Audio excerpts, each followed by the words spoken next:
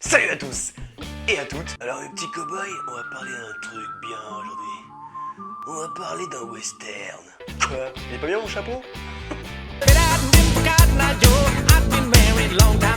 Film réalisé par Monsieur Quentin Tarantino. Il a réalisé Reservoir Dogs, Pulp Fiction, Jackie Brown, les Kill Bill. Il a participé à la mise en scène de Sin City. Il a fait aussi Boulevard de la Mort, Inglourious Basterds et Django. On retrouvera Samuel L. Jackson, Kurt Russell, Jennifer Jason Leigh qui est méconnaissable, qui joue une prisonnière dans le film, mais aussi Tim Roth, Channing Tatum et Michael Madsen. Bon, je le présente parce qu'il y a juste le mot Mad dans son nom.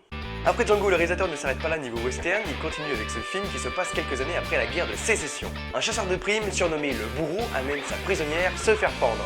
Un chasseur de primes sachant chasser sur son chien, mais sur leur route, ils vont rencontrer un ancien soldat devenu chasseur de primes et le nouveau shérif. Ils vont être surpris par un blizzard et vont trouver refuge dans une auberge en plein milieu des montagnes, où ils seront accueillis par 4 personnages énigmatiques.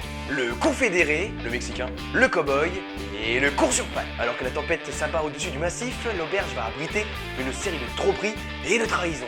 L'un de ces 8 salopards n'est pas celui qu'il prétend être. Et la question que tout le monde se pose, c'est qui va sortir vivant de l'auberge? La première affiche dévoilée pour le film est une référence au film La Chevauchée Fantastique de John Ford avec Mr. John Wayne. Pour ce 6 janvier 2015, Mac... Super, ça se casse la gueule. Magie, y'a plus rien. Pour ce 6 janvier 2016, j'ai aussi retenu 2 films français. La fille du patron avec Christa Terret qui a déjà joué dans LOL, l'affaire SK1 ou encore Le bruit des glaçons. Comédie dramatique où une jeune fille réalise une étude dans l'entreprise de son père dans l'anonymat. Elle choisit un chef d'atelier comme cobaye, mais elle va tomber sous le charme de cet ouvrier.